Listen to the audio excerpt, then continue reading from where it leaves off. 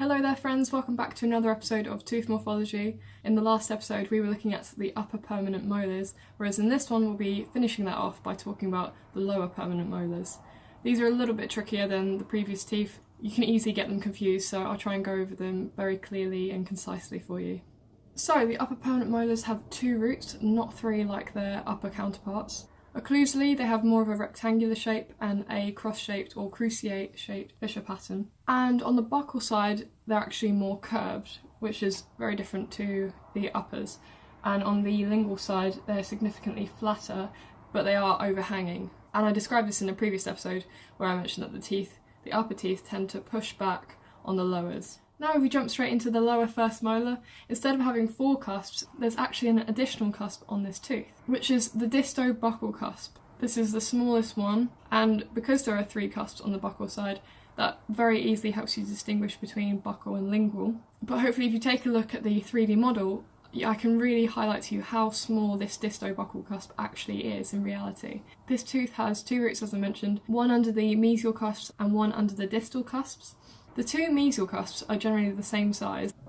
They're a little bit bigger than the others, but as I mentioned, this tooth is really unique. It's really recognisable because of its three buccal cusps and the cross-shaped fissure pattern, which is very typical of a mandibular permanent molar. And one final thing to note, which you may be repeated again if I start making deciduous teeth videos, the deciduous lower second molar actually is a mini replica of this tooth, so you might want to add that to your notes. Just notice that I said the lower second molar of the deciduous teeth is a replica of the first permanent molar. The first deciduous molar has a completely unique occlusal surface of its own, so if I do end up doing deciduous teeth videos, then I'll definitely highlight that later on, or you can look it up. Now, moving on to the lower second molar, this has a very simple quadrilateral shape and is very, very similar to the third molar, so we're kind of doing both the second and the third molar together here. So these have two mesial cusps and they're roughly the same size as with the lower first molar, but no disto-buccal cusp here. The tooth is kind of getting squashed a little bit because we're getting towards the back of the mouth, so we just have two slightly smaller distal cusps, so seeing the height difference between the two cusps on the mesial side and the two cusps on the distal side, that can help you distinguish between left and right.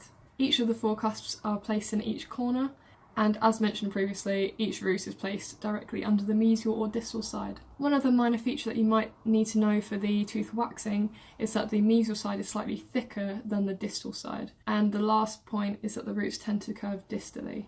If you're struggling to tell the difference between buccal and lingual, then use the information that I used at the start of this video where I said that the buccal side is significantly more curved, whereas the lingual side is overhanging and it's quite flat. And as for the lower third molar, I kind of already mentioned this, it has the same simple quadrilateral shape as the previous tooth. However, this tooth very often gets confused with the second molar because there really aren't a lot of differences. The only tool that you could maybe use to help distinguish this one is that the roots are generally fused and that this tooth is a little bit more squished. So I'll try and put some 3D models up for you guys to compare and help you get your head around the difference between the lower second molar and the lower third. Although for the actual tooth identification course, correct me if I'm wrong, but I don't think we have to tell the difference between lower second and lower third molars. And again, you can just see that the buccal side is slightly more curved. And that's pretty much it for the lower permanent molars. I hope you guys liked this video. This was a really quick one for me to do, but I think that was important because these shapes, especially the first permanent molar, it's a little bit tricky. So once you're fine with that, then we can press on, and the next video will be on the canines. Unless I put out my study club video, which is hopefully coming out this week. Yeah, alright, good luck with tooth waxing everybody. See you guys at uni. Subscribe if you're new.